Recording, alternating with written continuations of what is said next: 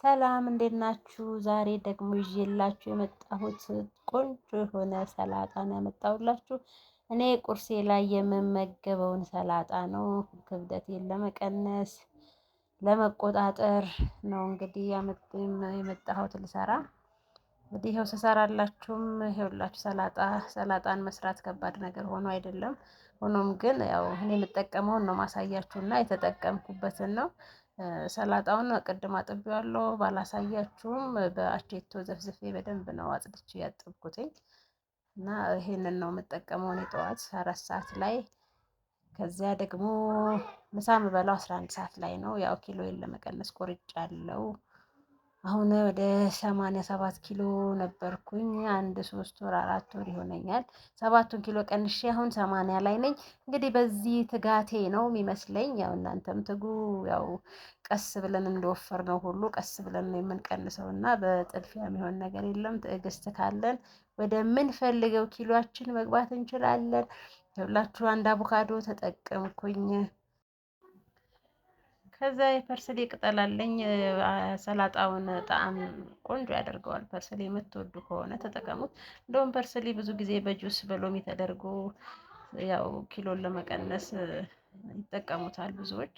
እኔም ተጠቅሜው ነበረ።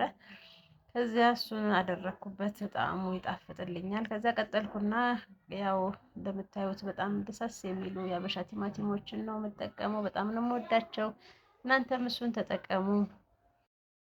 እናንተ የፈለጋችሁን ያላችሁን ቲማቲም መጠቀም ትችላላችሁ በአቅራቢያችሁ ካላገኛችሁት ቲማቲሙን።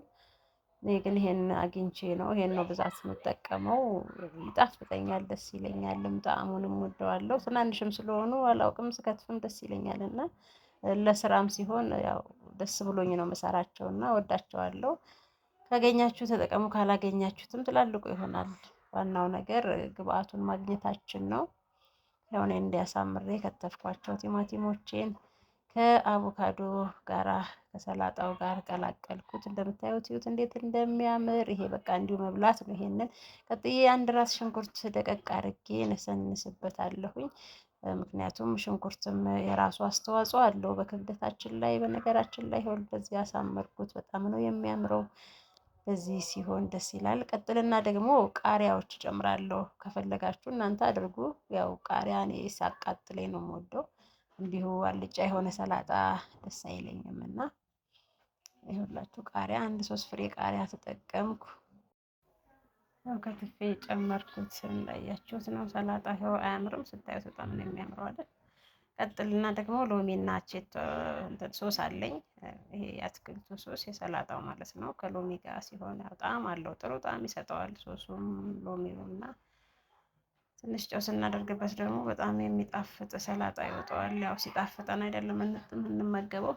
ደስ ብሎ እንደምንመገብ ደግሞ ያው የሚያስፈልጉትን ሶሶች እንጠቀም። 2 ማንኪያ ሶስ እጠቀማለሁ።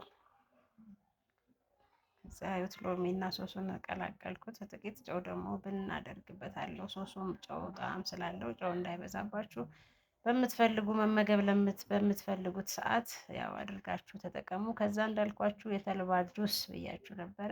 የተልባ ጁስ እጠቀማለሁ ጠዋት 4 ሰዓት ላይ እንዳልኳችሁ 1 ብርጭቆ፣ 11 ሰዓት ላይ በሌላ ምግብ ደግሞ 1 ብርጭቆ ነው የምጠቀመው። ይሄ ተልባው በጣም ነው የሚቀንሰው ኪሎአችንን የሚያወርደው።